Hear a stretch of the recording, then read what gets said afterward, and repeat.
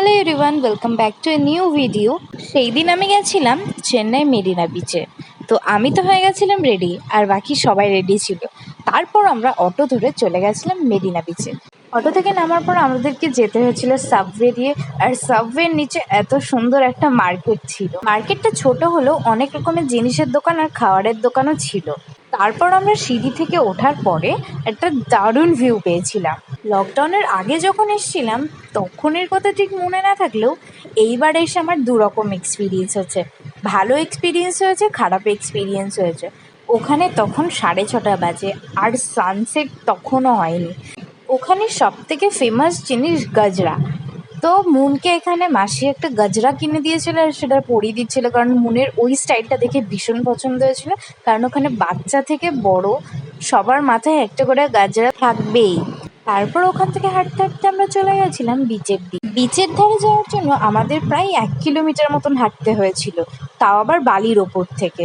রোদ আর তার সাথে বালি, মানে কম্বিনেশনটা জাস্ট আলাদাই। কিছুক্ষণ হাঁটার পরে একটা জিনিস দেখতে পেরেছিলাম, ওখানে কিছু সাউথ ইন্ডিয়ান সেলিব্রিটিস আর পলিটিশিয়ানসদের স্ট্যাচু ছিল, যেখানে গিয়ে সবাই ফটোশ্যুট করছিল। তারই সাইডে একটা রিয়েল স্ট্যাচু ছিল, যেটা ছিল গান্ধীজির স্ট্যাচু, আর সেখানে গিয়েও সবাই ফটোশ্যুট করছিল। হাঁটতে হাঁটতে এত কষ্ট হয়ে গেছিলো যে আমি আর বাবা কিছুটা দূরে গিয়ে দাঁড়িয়ে পড়েছিলাম, কারণ বাকি ফ্যামিলি মেম্বার্স পেছনে তখনও হাঁটতে হাঁটতে আসছিল। হাফ রাস্তায় গিয়ে ভাবছিলাম যে কেন এলাম, গায়ে জ্বর আর তার মধ্যে এতটা হাঁটা। কিছুটা হাঁটার পর ওখানে আবার স্টল শুরু হয়ে যায়, যেমন সবজি স্টল আর মাছ ভাজার স্টল। বাকি রাস্তা আমরা হাঁটতে হাঁটতে মজা করতে করতে পার করে ফেলেছিলাম, আর ফাইনালি পৌঁছে গেছিলাম সমুদ্রের ধারে।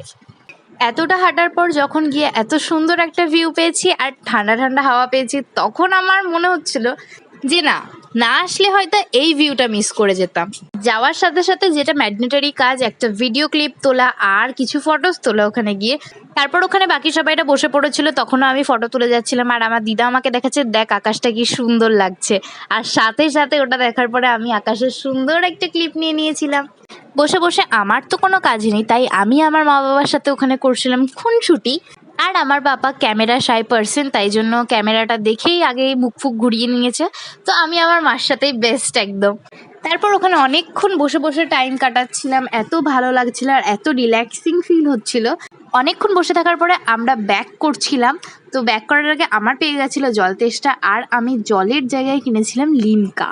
লিমকা খেতে খেতে আর হাঁটতে হাঁটতে যখন আমি ব্যাক করছিলাম, তখন দেখছিলাম ওখানে কি কি দোকান আছে।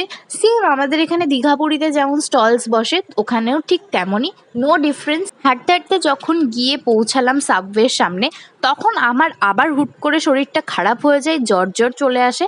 তখন আমি আর পারছিলাম না সামলাতে, তাই আমার চোখ মুখের অবস্থা হট করে এরকম হয়ে যায়। তাই আমি পাপাকে বললাম তাড়াতাড়ি অটো ঠিক করো, চলো আমি হোটেলে যাব। তার আগে এই সুন্দর জিনিসটা যে কী ছিল আমার ঠিক মনে নেই, কারণ আমি ভুলে গেছি। আর তখন অলরেডি সন্ধে হয়ে গেছিলো, কারণ তখন বাজে 7:30। অটোতে ঠান্ডা ঠান্ডা হাওয়া খেতে খেতে আমরা ব্যাক করছিলাম। তারপর একটা সুন্দর জিনিস যাওয়ার সময় ক্যাপচার করতে ভুলে গেছিলাম, তাই আসার সময় এই জিনিসটা ক্যাপচার করলাম। এটা হলো চেন্নাই স্টেডিয়াম।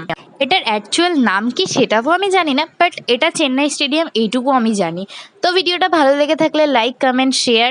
ইউটিউব থেকে দেখে থাকলে সাবস্ক্রাইব, আর ফেসবুক থেকে দেখে থাকলে ফলো করে দেবে।